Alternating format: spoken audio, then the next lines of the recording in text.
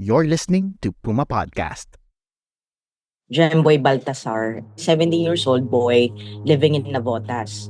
Naglilinis siya ng mga bangka at sumasama siya sa mga nagbabangka. So si Jemboy, together with a friend, ay kasama niya on August 2 was the date of the incident. Habang sila ay that time ay nagbubuhat ng tubig coming from the hull of the boat kasi at that time it was raining eh. So lubog yung bangka sa tubig and for you to actually have it afloat, kailangan tanggalin mo yung tubig dun sa hull. While they're doing that around probably 10:30 or 11 a.m., nakarinig sila ng putok. Putok ng baril. So because of that, napatalon si Jemboy dun sa loob ng butas. And dahil doon, tinignan niya kung saan nanggaling yung putok ng baril. May nakita nga siya isang matabang lalaki na nakaitim and then pinapaputukan sila.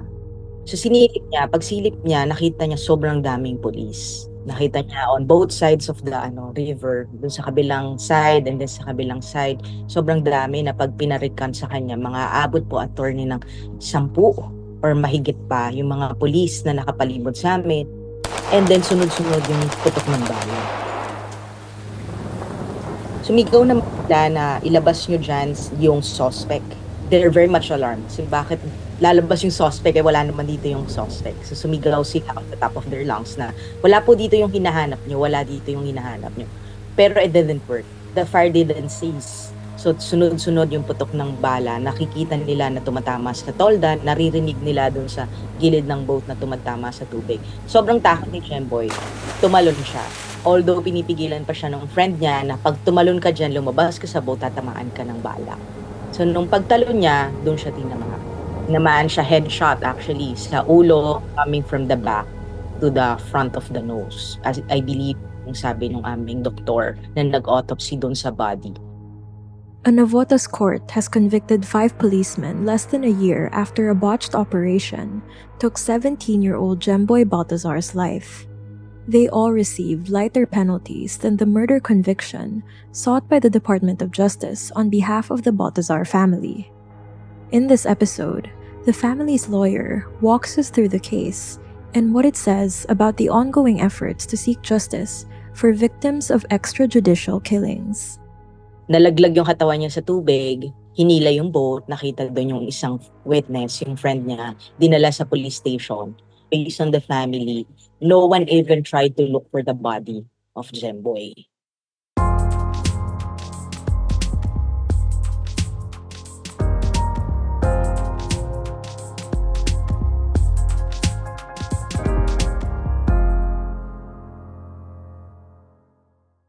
Hi, I'm Attorney Angeline May Bacudjo. I'm the Program Director for Human Rights of Ideals Inc. We provide free legal assistance to the poor and marginalized. We have come across the case of Jemboy Baltazar and we assisted them in filing the case of murder against 19 police officers before the Office of the City Prosecutor. Of the 19 cops tagged in the shooting, only 6 were charged with murder by the public prosecutor. They surrendered to authorities on October 2023. So meron pang 13 who have yet to face trial or dismissal nung kanilang mga complaint we filed against them. So what happened at the trial? It was very fast. Natutuwa kami, nagamit talaga yung speedy trial. Walang hearing ang na-reset. Lahat ng hearing, 2 days in a week, nag-pursue. We let the public prosecutor prosecute the case in court. The part ng lawyers of ideals, we gathered evidence, we documented witnesses, we presented merely prepared witnesses, briefing them na ito yung nangyari. Just to recap what happened then, they were working also with DOJ and then DOJ expressed early on na they are willing to help the family. So both of us, under the lead of the public prosecutor, we presented 13 witnesses. May doktor, may police officers, merong friend ni Jemboy na nandun mismo sa boat. Nandun rin yung nakakuha ng katawan. We presented all of them under the guise na there is conspiracy. So all 6 should be convicted for murder. That was not the case. So, nag-decide ang court after hearing all of witnesses, after the trial, after presentation of defense witness, si Maliban ay nag-testify. Nag-decide siya, the verdict was conviction of one for the crime of homicide. Ito si Maliban. That's Police Staff Sergeant Jerry Maliban. Conviction of 4 others for illegal discharge of firearms kasi sila ay nagpaputok. However, nagpaputok sila sa tubig. And then one acquittal na rule out yung conspiracy, and when we heard na na-rule out siya, doon na namin naramdaman. We anticipated na if individual liability, it's really hard to prove. Can you differentiate between homicide and murder? I guess primarily, ano yung difference nung penalty? For homicide, maximum penalty is 20 years. For murder, maximum is around reclusion and perpetua, which is 40 years. We'll pause here. When we return, I ask Attorney Bacudio how the cops charged for Jemboy's killing defended themselves in court. Ang sabi nila, they were chasing after a murder suspect who they mistook Jemboy for. Tama po ba yun? Yes, they mentioned that it was a legitimate police operation and they were looking for a certain Ray Ray Bolivar, and Ray Ray Bolivar is armed.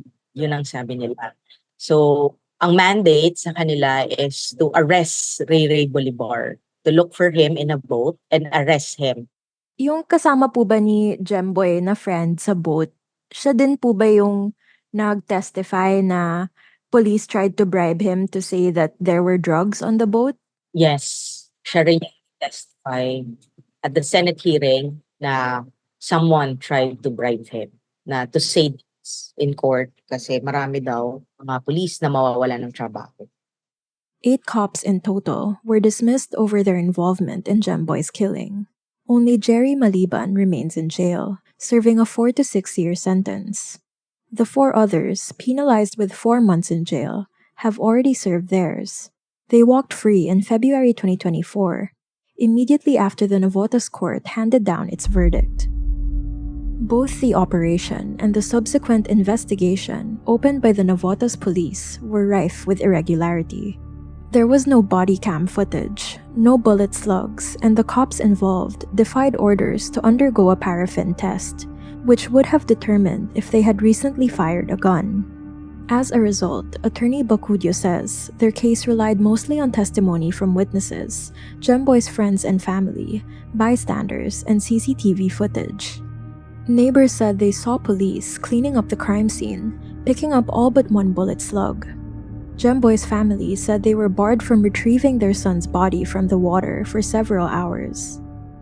Sarado na po ba yung case or are there plans to appeal? Yes, actually, I believe Maliban, the one convicted, appealed siya ng court, and on the part of the family, we will file a motion for reconsideration. Of course, ito kasi dahil appeal na siya, we're bound by double jeopardy or res judicata. This means that no person can be twice put in jeopardy of punishment for the same offense.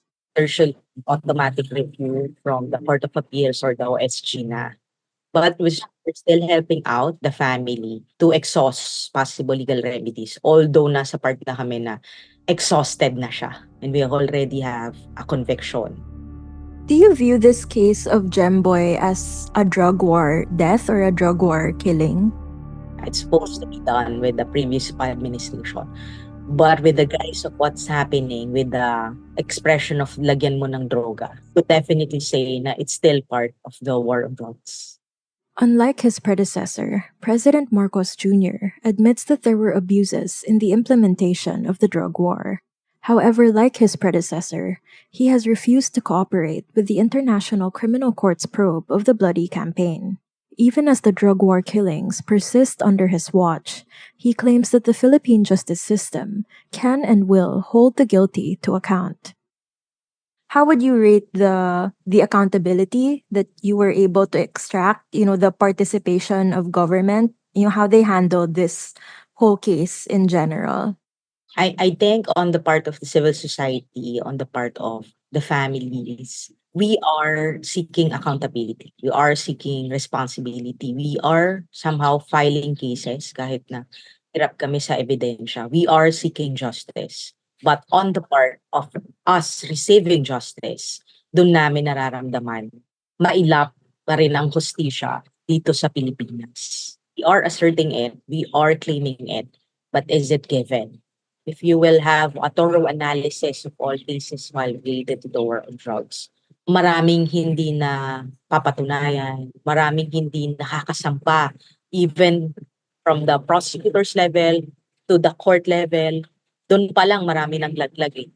And then kung makasampa man siya sa court, kung makaabot man siya sa court and then you present your witnesses, aabot rin siya ng taon.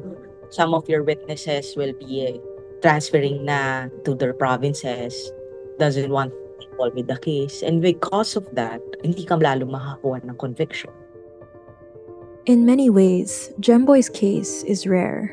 Charges were filed, the trial was quick, and convictions were doled out to 5 cops involved in his killing. But like many families victimized by the drug war and police impunity, his family says true justice is far from reach. Here's his mother, Jemboy Baltazar. Sobrang sakit po na nararamdaman ko ngayon. Para po wala lang nangyari sa anak ko na para po parang hindi po siya napatay. Parang wala lang kasi isa lang po yung nakonvict si Maniban pero 4 na taon lang po. Yung iba pong pulis wala po. Makakalaya po sila. Ano pa yung buhay ng anak ko? Ano lang? Parang aso lang. Kaya po na ilang lang nila paghihirapan tapos parang wala silang ginawa. Para nasa niyo po yung hustisya, yung katarungan para sa anak ko. Ilang taon lang po yung anak ko, may pangarap pa po siya. Pero wala na po dahil pinatay po nila na walang dahilan.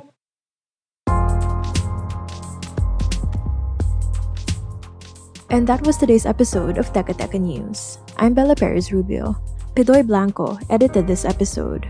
Our executive producer is Jill Caro, and our senior news editor is Veronica Uwe. If you found this episode useful, share it with a friend or two, and thanks for listening.